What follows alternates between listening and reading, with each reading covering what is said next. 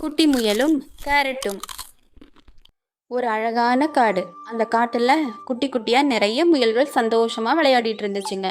அதுல பீட்டர்னு ஒரு குட்டி முயல் இருந்தான். அவன் கொஞ்சம் வித்தியாசமானவன். மற்ற முயல்கள் எல்லாம் புல்லையும் கீரையும் சாப்பிடும். ஆனா பீட்டருக்கு கேரட்னா ரொம்ப பிடிக்கும். ஒரு நாள் பீட்டர் காட்டுல கேரட் தேடி அலைஞ்சான். ஆனா அவனுக்கு ஒரு கேரட் கூட கிடைக்கல. பீட்டருக்கு ரொம்ப வருத்தமா போயிடுச்சு. அச்சோ, எனக்கு ஒரு கேரட் கூட கிடைக்கலையேன்னு சொல்லி அழுதுட்டே ஒரு மரத்தடியில உட்காந்துருந்தான். அப்போ அந்த வழியா ஒரு வயசான ஆமை வந்துச்சு. பீட்டர் அழுவுறத பார்த்து ஆமை மெதுவா கிட்ட வந்து, ஏன் குட்டி மேலே அழுவுறன்னு கேட்டுச்சு. பீட்டர் தன்னோட ஆசை எல்லாத்தையும் அந்த ஆமை கிட்ட சொன்னான். எனக்கு கேரட்னா ரொம்ப பிடிக்கும் ஆமை தாத்தா. ஆனா இங்க ஒரு கேரட் கூட இல்லைன்னு சொல்லி மறுபடியும் அழ ஆரம்பிச்சிட்டான்.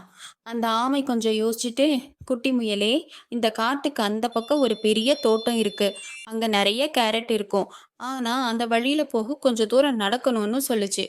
பீட்டர் உடனே சந்தோஷமா, நிஜமாவா தாத்தா? என்னால நடக்க முடியும்னு சொன்னான். அந்த ஆமையும் பீட்டரும் மெதுவா நடக்க ஆரம்பிச்சாங்க. பீட்டர் துள்ளி குதிச்சு ஓடினான். கொஞ்ச தூரம் போனதும் அவங்களுக்கு ஒரு பெரிய கேரட் தோட்டம் தெரிஞ்சது. அந்த தோட்டத்துல நிறைய ஆரஞ்சு கலர்ல கேரட் செடிகள் வரிசையா இருந்துச்சு. பீட்டருக்கு அதை பார்த்ததும் ஒரே சந்தோஷம். வேகமா ஓடி போய் ஒரு கேரட்டை பிடுங்கி கடிச்சு சாப்பிட்டான். ஆஹா, எவ்வளவு இனிப்பா இருக்குன்னு சந்தோஷமா சொன்னான். அந்த ஆமை தாத்தா முயலுக்கு நிறைய கேரட் பறிச்சு கொடுத்தாரு. பீட்டரும் சந்தோஷமா அந்த கேரட்டை எடுத்துக்கிட்டு வீட்டுக்கு திரும்பினான்.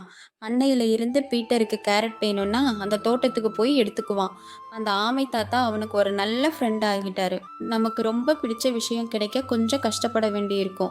ஆனா நல்ல நண்பர்கள் உதவியுடன் கொஞ்சம் முயற்சி பண்ணா கண்டிப்பா கிடைக்கும்.